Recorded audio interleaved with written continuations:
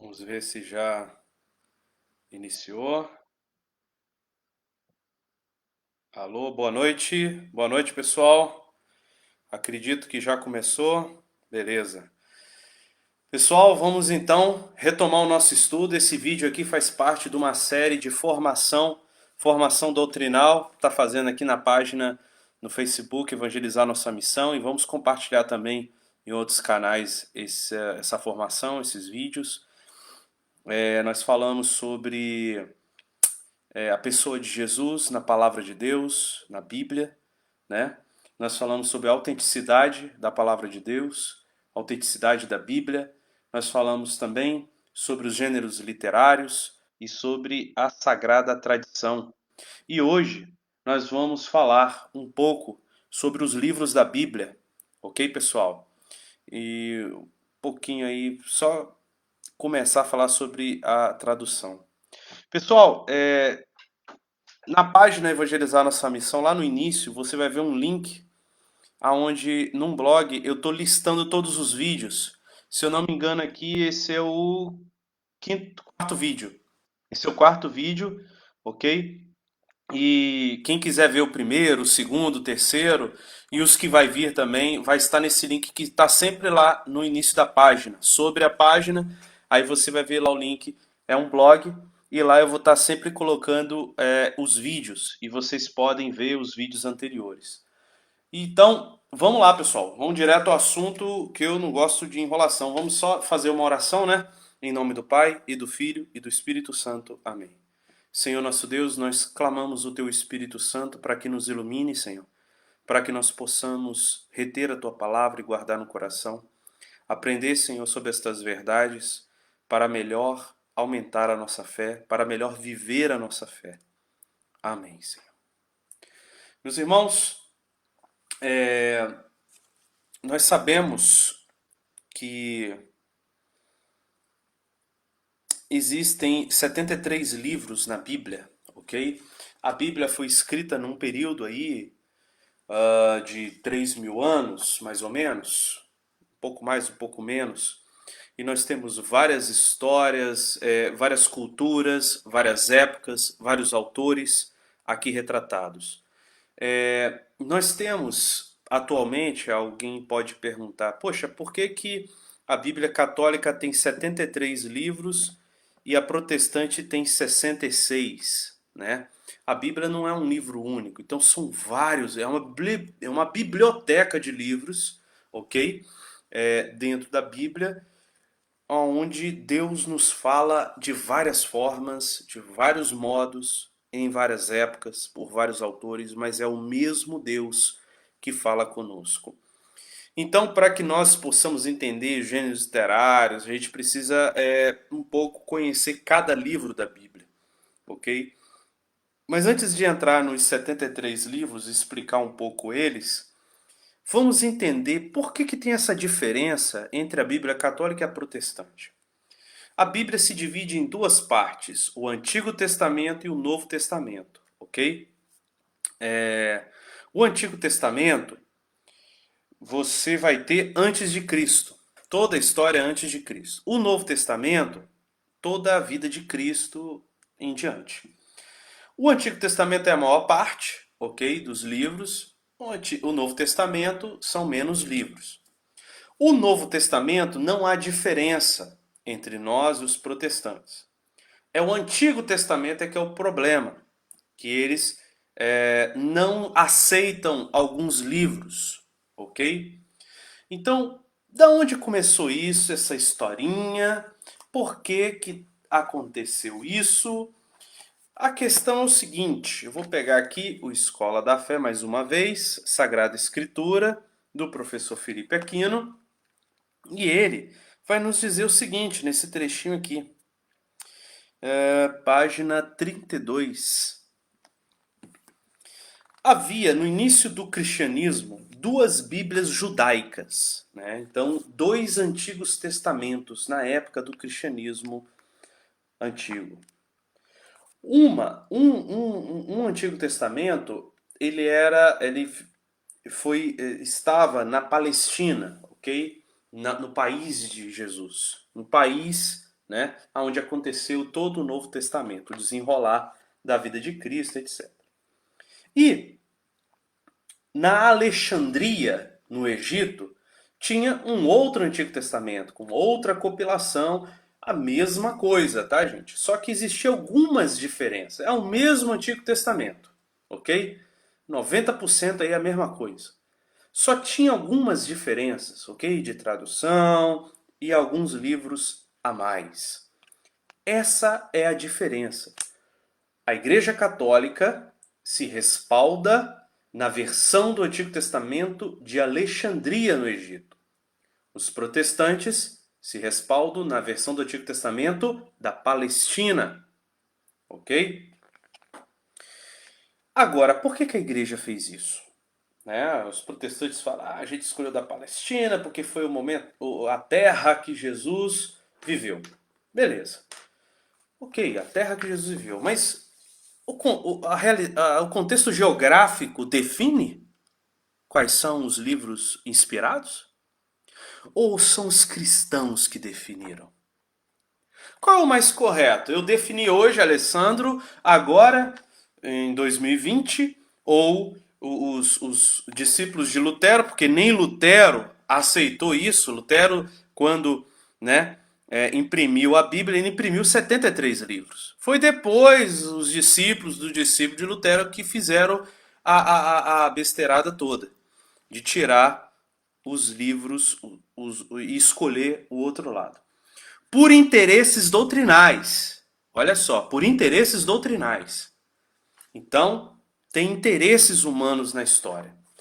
Então, o critério para eu aceitar ou da Palestina ou da Alexandria é geográfico, ou eu deveria olhar para os apóstolos, olhar para os cristãos, os que viveram com Cristo, os que morreram com Cristo, a comunidade primitiva? Ora, meus irmãos, nós temos que olhar para a comunidade primitiva. Porque foi ali a igreja nascente que escreveu o Novo Testamento. É ali a igreja que definiu o cânon bíblico. Então o que acontece? Os apóstolos e os evangelistas optaram pela Bíblia completa de Alexandria. Consideraram canônico os livros que os judeus da Palestina rejeitaram. Ora, os mesmos judeus que crucificaram Jesus. Ok? Lembremos disso. A culpa maior não é deles, a culpa maior é do nosso pecado, mas tá aí. Ao escrever o Novo Testamento, usaram o Antigo Testamento na forma da tradução grega de Alexandria, os apóstolos. Mesmo quando esta era diferente do texto hebraico. Então, existiam alguns trechos que era diferente do texto hebraico. Os apóstolos foram lá e escreveram do grego, de Alexandria. O texto grego dos 70, que era o apelido, né, tornou-se comum entre os cristãos e, portanto, o cânon completo, incluindo 7 livros e os fragmentos de Esther e Daniel, passou para o uso dos cristãos. Então, meus irmãos, era usual. E olha só que interessante. No Novo Testamento tem citações do Antigo, correto? Das 350 citações do Antigo Testamento que há no Novo, 300 são retiradas da versão dos 70. Só 50 que pegou da Palestina, seja por alguma dificuldade de algum, né, de algum escritor de consultar a Bíblia de Alexandria, seja lá o que for. Ora, 300 citações foram tiradas da versão dos 70 de Alexandria. Então, quando nós optamos pela Bíblia completa de 73 livros, nós estamos optando pela Bíblia que os apóstolos utilizaram, que São Paulo utilizou, ok? Isso mostra claramente que eles usavam a Bíblia completa. Verificamos também que nos livros do Novo Testamento há citações dos livros que os judeus nacionalistas da Palestina rejeitaram. Quer dizer, em Romanos 1, de 12 a 32, ele cita o livro de Sabedorias 13, de 1 a 9. Romanos 13, 1 cita Sabedoria 6, versículo 3. Mateus 27, 42 cita Sabedoria 2. Tiago cita Eclesiástico 5, 11. Tiago 1, 19. Eclesiástico não está no cânon dos protestantes. Né? Mateus 11, 29 cita Eclesiástico 51, que não está no cânon dos protestantes. Em Hebreus 11:34 cita a segunda carta de Macabeus, 6:18, depois cita a segunda carta de Macabeus 7:42, que os protestantes não aceitaram. Por quê? Porque as cartas de Macabeus falam veladamente sobre o purgatório. E eles não podiam aceitar isso e tiraram a Bíblia, tiraram o texto da Bíblia. Apocalipse 8, versículo 2, cita o livro de Tobias, que os protestantes também não aceitam. Ora, nos séculos 2 a 4, houve dúvidas na igreja sobre os 7 livros por causa da dificuldade do diálogo com os judeus. Finalmente a igreja ficou com a Bíblia completa da versão dos 70, incluindo os 7 livros. Então houve algumas discussões, mas por fim a igreja permaneceu na decisão lá dos escritores do Novo Testamento. No século XVI, Martim Lutero, né? Depois, 1483 anos depois, 1500 anos depois de pregar os 73 livros da Bíblia completa, aparece o senhor Martim Lutero para contestar a igreja, para facilitar a defesa das suas teses, adotou o cânon da Palestina e deixou de lado os 7 livros conhecidos. Então, na pregação, ele não utilizava esses 7 livros.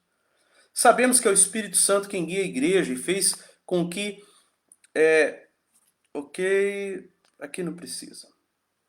E na hora de Lutero traduzir a Bíblia, como eu falei para vocês, ele traduziu também os 7 livros canônicos. Ele traduziu tudo, ok? Então, pessoal, tá aí a explicação. Mais critérios nacionalistas, né? Porque os judeus eram muito nacionalistas. Então, os judeus da Palestina não queriam aceitar a versão de 70 por critérios nacionalistas e não critérios religiosos, ok?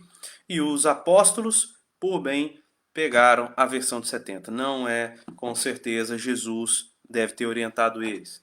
Mas, enfim, é isso a explicação. Vamos aos livros.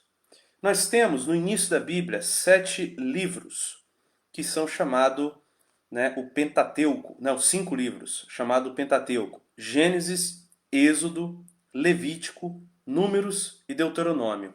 Então, esses 5 livros, eles são lindos. Leiam ele, principalmente o Gênesis, tá? E o Êxodo, porque é a criação do mundo, né? Os patriarcas, os primeiros pais, né? Depois a história de Moisés, lá no Êxodo. E aí, todo o restante retoma essa história aí de Moisés até ele ir para a Terra Prometida e Moisés morrer. E aí vem o livro de Josué e Juízes. Isso vai das origens do mundo até os reis. Que aí começa, então, Samuel 1, a instituição dos reis. Porque até Josué e Juízes, as 12 tribos de Israel. Então, se dividiam em tribos, e nós tínhamos os chefes das tribos, né? Os juízes. E aí, depois o povo reclama que os pagãos tinham um rei, e eles não e tal, Deus não queria, Samuel não queria, mas encheram tanto o saco de Samuel que ele pediu a Deus e Deus liberou, né? E aí tem o rei Saul, que fez um monte de coisa errada, depois veio o rei Davi, rei Salomão, então vieram os reis, até o tempo do exílio, porque os reis abandonaram Deus. E aí surgiram os profetas para denunciar que os reis politicamente oprimiam o povo. Então, e eles não se converteram. O que Deus fez? Permitiu o exílio. Foi todo mundo para o exílio. Depois, exílio sim, quer dizer, Babilônia, né? Entrou lá, destroçou tudo e levou eles como escravos lá para Babilônia. Então, a Terra Santa, né, o Templo Santo foi destruído e foi todo mundo levado como escravo e tal. Ficou muitos anos. A gente vê isso mais para frente, a gente vai estudar. Depois eles retornam e reconstroem a cidade. Então isso vai os livros dos reis, crônicas, os livros proféticos, né? Os livros também de histórias, Tobias, Judite, Esther, depois do exílio, Macabeus, tal. Nós temos também os livros sapienciais, que são os livros voltados à reflexão, à sabedoria, ao ensino e à oração. É o livro de Jó, Salmos, Provérbios, Eclesiastes, Cântico dos Cânticos, Eclesiástico e Sabedoria. Nós temos os profetas menores, né? Que são livros menores, são 12 profetas, se eu não me engano. E nós temos os profetas maiores, Isaías, Jeremias, Ezequiel e Daniel, Baruque. E aí vem o Novo Testamento. No Novo Testamento, nós temos os 4 evangelhos, o Ato dos Apóstolos, nós estamos até refletindo agora na liturgia diária, as cartas de São Paulo e as cartas de outros apóstolos e o Apocalipse. Então esses são os livros da Bíblia, ok? E eu gostaria de terminar com a citação da carta de São Pedro, onde ele diz sobre a deturpação das Sagradas Escrituras. Na segunda carta de São Pedro, capítulo 3, versículo 15 e 16, ele diz assim: Considerai a longanimidade de nosso Senhor como a nossa salvação, conforme também o nosso amado irmão Paulo vos escreveu, segundo a sabedoria que lhe foi dada. Isto mesmo faz ele em todas as suas cartas, ao falar nelas desse tema. É verdade que em suas cartas se encontram alguns pontos difíceis de entender, que os ignorantes e vacilantes torcem, como fazem com as demais escrituras, para a sua própria perdição. Então, São Pedro, primeiro Papa, está dizendo aqui, há pessoas que leem as cartas de Paulo e não entendem, porque realmente tem algumas passagens difíceis de entender. E aí eles deturpam, eles torcem de acordo com a sua interpretação pessoal. E fazem isso com as demais escrituras para a sua própria perdição. Olha a gravidade de pegar a palavra de Deus e interpretar de qualquer jeito. Seríssimo.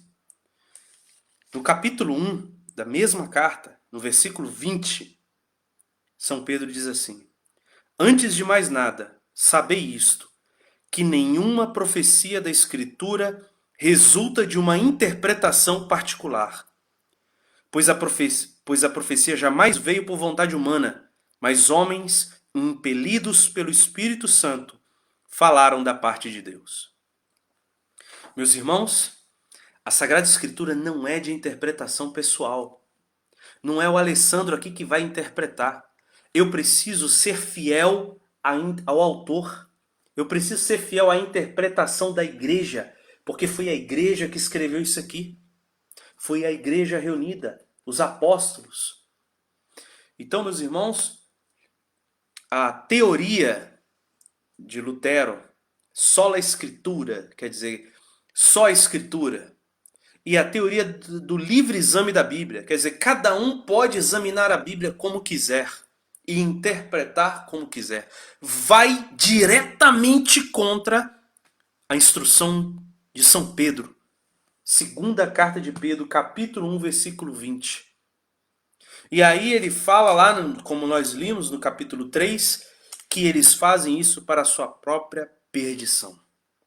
Isso é grave, irmãos. É muito grave. E São Paulo vai ser mais rígido ainda. Ele vai dizer assim em Gálatas, capítulo 1, versículo de 8 a 10. Entretanto, se alguém, ainda que nós mesmos ou um anjo do céu, vos anunciar um evangelho diferente do que vos anunciamos, seja amaldiçoado, seja anátema. Como já vos dissemos, volto a dizê-lo agora, se alguém vos anunciar um evangelho diferente do que recebestes, seja anátema. É porventura o favor dos homens que agora eu busco, ou o favor de Deus? Ou procuro agradar os homens? Se eu quisesse ainda agradar aos homens, não seria servo de Cristo. Meus irmãos, e os evangélicos protestantes usam esse versículo para falar dos católicos ainda. Ok? Meus irmãos, é claro que nem todos os evangélicos fazem isso. Eu costumo falar que os evangélicos são aqueles que buscam viver o evangelho com sinceridade.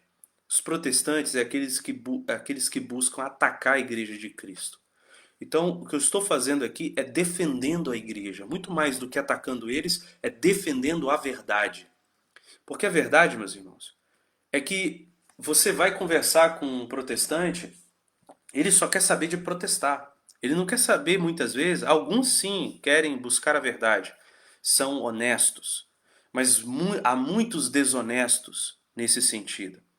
E aí eu me pergunto se vale a pena mesmo debater, né, nessa situação. Por quê?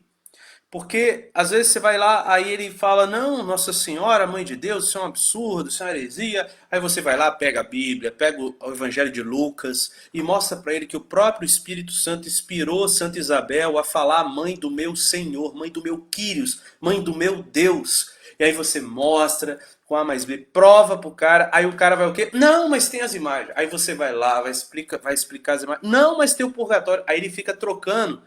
Porque cada dogma da igreja é algo muito profundo e tem toda a base bíblica e teológica. A igreja não brinca com a gente, não brinca. Essa história de que a igreja católica não vive a Bíblia, mentira! Mentira! Nós temos tudo na nossa igreja, tem os porquês profundamente teológicos. Nada está à toa, nada. Então eles gostam de atacar os católicos menos esclarecidos. Mas na hora que aparece um católico bem esclarecido, ele sai correndo. Entendeu? Não consegue sentar e dialogar honestamente. Honestamente. E aqui vai o meu respeito a muitos evangélicos que eu conheço, que são pessoas de respeito. E eu os respeito, sim. Ok? Mas a maioria, infelizmente, não tem o conhecimento teológico e bíblico e querem humilhar os católicos, atacar, entendeu? De forma maldosa, de forma agressiva. E isso não é graça, isso não é dom do Espírito Santo, isso não é vontade de Deus. Não é por aí, meus irmãos. Mas nós temos o dever de defender a igreja. A segunda leitura do Evangelho de domingo, ontem, falou sobre isso. São Pedro fala: estejam sempre prontos a responder a respeito da vossa fé. Então, meus irmãos, cabe a nós católicos saber aonde nós estamos botando a nossa fé, em que nós cremos e defendê-la. Defendê-la do lobo. Defender as ovelhas dos lobos que estão aí para arrebatar as ovelhas e às vezes por interesses financeiros. Infelizmente é preciso dizer isso. Então, meus irmãos, nós estamos aqui para um momento de formação. Eu vou tentar todos os dias estar aqui às 10 horas. Se não der, eu vou avisar aí na página. Venham sempre conosco aqui, ok? Nós vamos falar sobre a sagrada tradição, o magistério, história da igreja, os santos, as imagens, Nossa Senhora, os dogmas, várias coisas importantíssimas aí, devagarinho.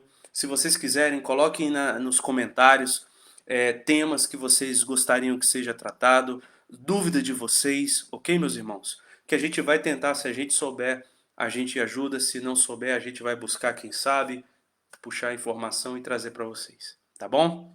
Então Deus abençoe a todos nós, que o Senhor nosso Deus nos abençoe, derrame sobre nós o Espírito Santo e nos ilumine e nos dê amor à palavra de Deus, amor à Sagrada Escritura, amor à carta de amor que Deus deu para nós. Em nome do Pai, do Filho e do Espírito Santo. Amém, meus irmãos. Boa noite. Fiquem com Deus. Até amanhã, se Deus quiser. Até o próximo vídeo. Shalom.